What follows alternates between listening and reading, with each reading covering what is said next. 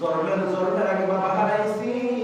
ও আল্লাহ, এতিমদেরকে যারা ভালোবাসছে কাল কিয়ামতের ময়দানে জান্নাতে যে এতিমদেরকে মহব্বত করছে, যে এতিমদেরকে ভালোবাসছে, এই দুইটা আঙ্গুল যেরকম করে থাকে, এই দুইটা আঙ্গুল যেরকম করে একত্রিত দেখা যায়, মাঝখানে কোনো ফাঁকা আছে নি? মাঝখানে কোনো ফাঁকা আছে আঙ্গুলের? যেরকম মাঝখানে আঙ্গুলের কোনো ফাঁকা নাই, যেরকম করে কাল কিয়ামতের ময়দানে আমার নবী ওই এতিমদেরকে যে ভালোবাসছে তাকে এরকম করে আঙ্গুলের মতো কাছাকাছি নিয়ে জান্নাতে প্রবেশ করবে। সুবহানাল্লাহ। তো এতিমদেরকে মহব্বত করা, এতিমদেরকে ভালোবাসা, এতিমদেরকে ভালোবাসলে আমার নবী খুশি, আমার নবী খুশি মানে আল্লাহ খুশি। আজকে দেখা যায় আমাদের ভিতরে কোনো ভয় নাই, দিলের ভিতরে ভয় নাই, আনন্দ দুনিয়া দুনিয়া দুনিয়া সব দুনিয়া, অন্তরে কোনো ভয় নাই। আমার নবী জানায়া দেয়, একবার বড় অন্তরে ভিতর কবরের আযাবের কথা ভয় কর, কবরের কথা ভয় কর, কবর কাকে কিভাবে পার হবি একবার ভয় কর।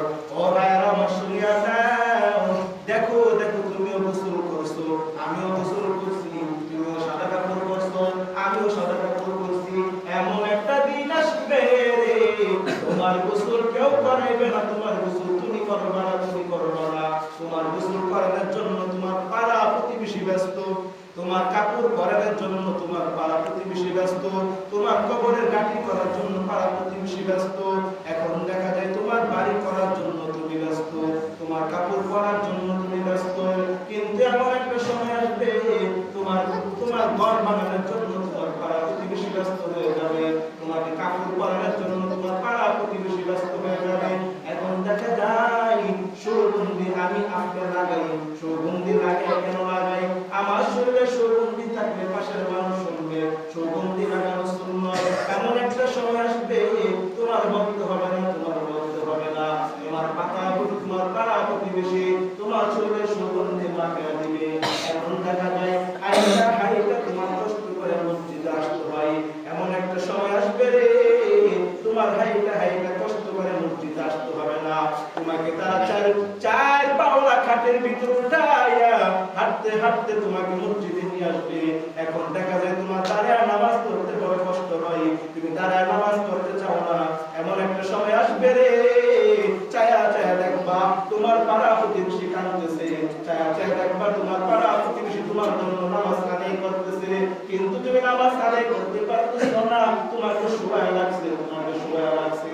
তুমি চায়া চায়া দেখতেছো, তুমি চায়া চায়া দেখতেছো তোমার সন্তান কাঁদতেছে, তোমার বিবি কাঁদতেছে, তোমার বাপ কাঁদতেছে, তোমার ভাই বোনেরা কাঁদতেছে, তুমি চায়া চায়া দেখতেছো, তুমি চায়া চায়া দেখতেছো এই কবরটা কত অন্ধকার দেখা যায়।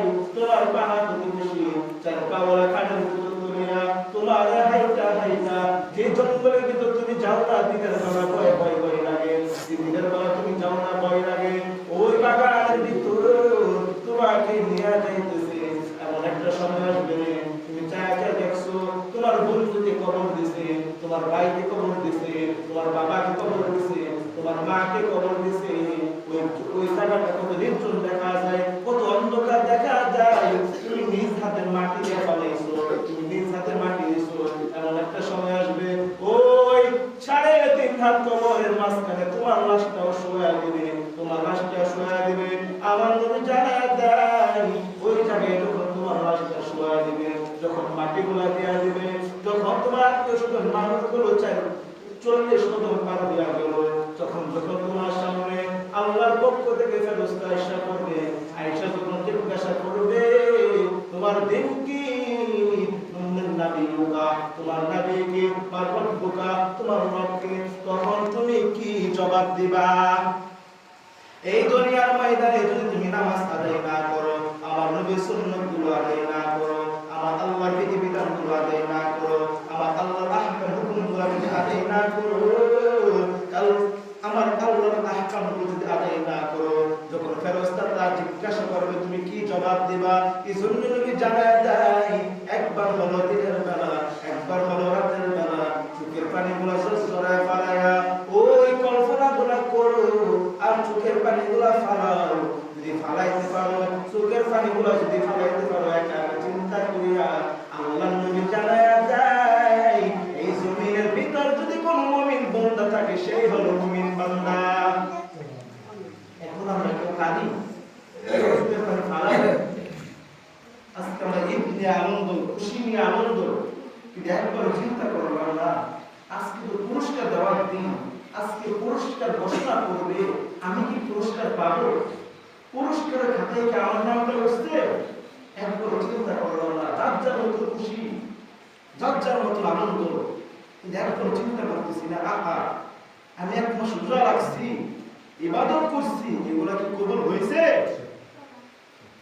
যদি আমরা এটা চিন্তা করতাম, আমার মনে হয় কালকে চাঁদ রাইতে একটা মানুষও ইবাদত ছাড়া থাকতো না, সবাই বসে বসে ইবাদত করতো, আল্লাহ পাকের কাছে দোয়া করতো, মুহতাজ জানাইতো যে আল্লাহ আগামীকাল তো আপনি পুরস্কার দিবেন, আগামীকাল তো আপনি ঘোষণা করবেন, জানি না আমার নাম খারাপ এখানে কি কইরা গেছিনি, আগামীকাল তো আপনি ওইটাও ঘোষণা করবেন যারা জাহান্নামী হবে, যাদের যাদের গুনাহগুলো মাফ করেন না, যাদের পাপগুলো গুনাহগুলো করবে না ভাই, ওই খাতায় কি আমার নাম রয়েছে? একবার এটা চিন্তা করো না। আল্লাহ পাক আমাকে আপনাকে কবর আযাবের ভয়, কবর আযাবের ভয়, আল্লাহ নবীর সুন্নাতগুলো মানা, আল্লাহ পাকের আহকাম আদেশগুলো মানার তৌফিক দেন, বলেন আমিন। আজকে ঈদুল ফিতর জামাত কিভাবে আদায় করতে হয় আলহামদুলিল্লাহ আমরা সকলেই জানি। ঘর থেকে বাহির হইয়া মসজিদে আসছি, কেন আসছি, কোন নিয়তে আসছি আল্লাহ জানে না? জানেনি আল্লাহ? নিয়ত একটাই, জানো কিসের জন্য? ঈদুল ফিতরের জামাত আদায় করার জন্য। নিয়ত কইরে আসছি বাড়ি থেকে, আবার নিয়ত প্রয়োজন? হ্যাঁ নিয়ত প্রয়োজন। আবার নিয়ত হ্যাঁ প্রয়োজন। কোন প্রয়োজন? নিয়ত আল্লাহ জানে, তারপর আমরা আবার আল্লাহর সামনে দাঁড়াইবেন, আবার জবান দেওয়া করবেন, আল্লাহ আমি তো জানি বান্দা তুই কি করতে চাস, তো জানি, তারপর আমরা যখন আবার করতেছেন আল্লাহ আর খুশি হয় না? খুশি হয় না? তো আজকে ঈদুল ফিতরের নিয়ত শর্টকাট বাংলাতে বইলা দিই, ইমামের পিছনে 6 তাকবীর শহীদ ঈদুল ফিতর ওয়াজিব নামাজ আদায় করতেছি। নিয়তটাকে বলে তো শুনেন, ইমামের পিছনে 6 তাকবীর শহীদ ঈদুল ফিতরে ওয়াজিব নামাজ আদায় করতেছি। যদি কেউ এটা পারি নিয়ত করবো, যদি কেউ না করে এত